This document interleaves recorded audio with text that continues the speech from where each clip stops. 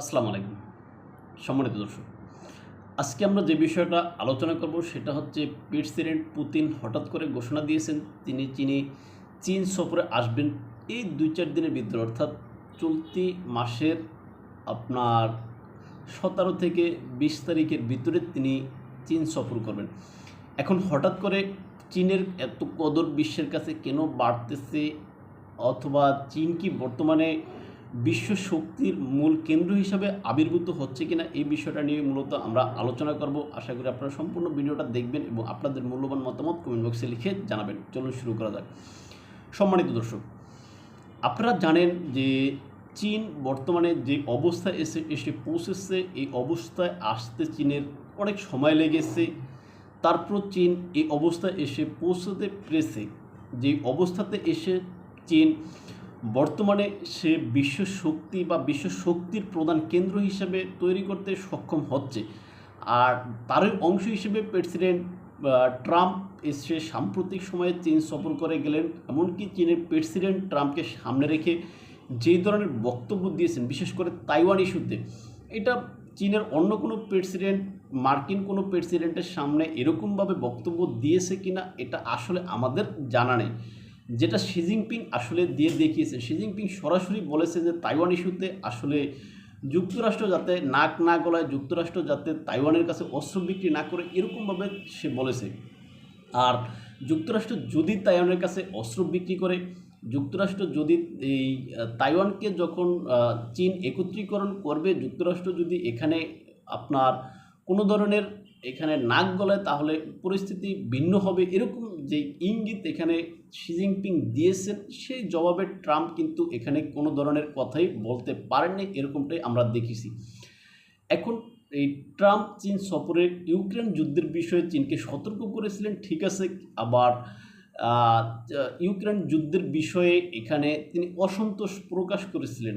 এখন সেই ইউক্রেন যুদ্ধের অংশ রাশিয়া, সেই রাশিয়া এখন চীনের সফরে আসতেছেন। এখন যুক্তরাষ্ট্রের প্রেসিডেন্ট ডোনাল্ড ট্রাম্প তিনি চীন সফর করে তার দেশে পা রাখতেও পারেননি, মানে তার দেশে গিয়ে পৌঁছাতেও পারেননি। এর ভিতরে রাশিয়ার যেই প্রেসিডেন্ট পুতিনের যে দফতর রয়েছে, ওই দফতর থেকে জানানো হয়েছে যে প্রেসিডেন্ট পুতিন আপনার ১৭ থেকে ২০ মের ভিতরে চীন সফরে আসছেন। সেখানে এসে তিনি শি জিনপিংয়ের সাথে বৈঠক করবেন, সাক্ষাৎ করবেন। এখন এখানে কি আসলে প্রশ্ন করার কি মানে এখানে কি বলা যায় না চীন যে আপনার শক্তির কেন্দ্র বা বর্তমান বিশ্বের শক্তির কেন্দ্র হচ্ছে?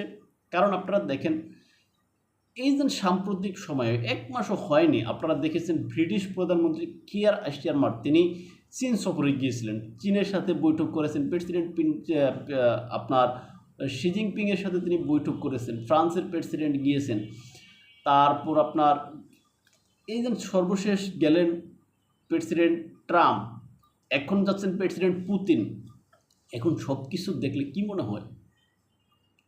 এখানে একটা বার্তা স্পষ্ট হয় যে বর্তমান বিশ্বে চীন এরকম একটা শক্তি হিসেবে আবির্ভূত হচ্ছে, যে শক্তিকে অবজ্ঞা করা যাবে না, যে শক্তিকে আপনি ছুঁড়ে ফেলে দিবেন সেটা হবে না। এখন চীন এই শক্তি হিসাবে আবির্ভূত হয়ে সকল দেশকে এখন সে তার কাছে টেনে নিচ্ছে, বা সকল দেশকে তার দরবারে যেতে বাধ্য করছে। যে এই রাশিয়া তুমি আসো, এই যুক্তরাষ্ট্র তুমি আসো, এই ব্রিটেন তুমি আসো।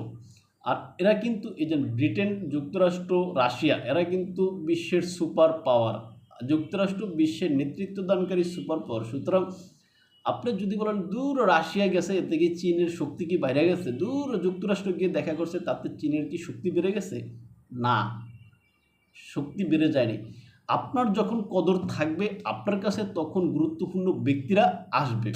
তদ্রূপভাবে চীনের কদর বর্তমানে রয়েছে, এই কারণে রাশিয়া বলেন, ব্রিটেন বলেন বা মার্কিন যুক্তরাষ্ট্র বলেন, তারা চীনের দরবারে যাচ্ছে। এমনকি চীনের সেই বলয় বা চীনের সেই প্রভাব থাকার কারণে চীন এখানে সকল দেশকে কনভিন্স করতে পারছে, সকল দেশকে আপনার এখানে এক প্রকার আপনি বলতে পারেন যে এখানে সমঝোতা করাতে পারছে। এই রাশিয়া তোমার কি লাগবে তুমি এখানে নাও। আবার এই যুক্তরাষ্ট্র তুমি আমার উপরে বাণিজ্যের ক্ষেত্রে যেভাবে নিষেধাজ্ঞা দিয়েছো, আমি পাল্টা নিষেধাজ্ঞা দিচ্ছি, জবাব দিচ্ছি। হ্যাঁ, তুমি আমার একটা কোম্পানির উপরে নিষেধাজ্ঞা দেবা, আমি তোমার আরেকটা কোম্পানির উপরে নিষেধাজ্ঞা দিব। সুতরাং এখানে আর কোনো ছাড় হবে না।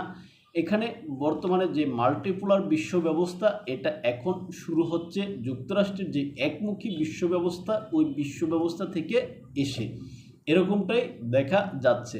তাই সাম্প্রতিক সময়ে মার্কিন প্রেসিডেন্টের চীন সফর এবং রাশিয়ার প্রেসিডেন্ট পুতিনের চীন সফর এরকম বিষয়টাই প্রমাণ করে।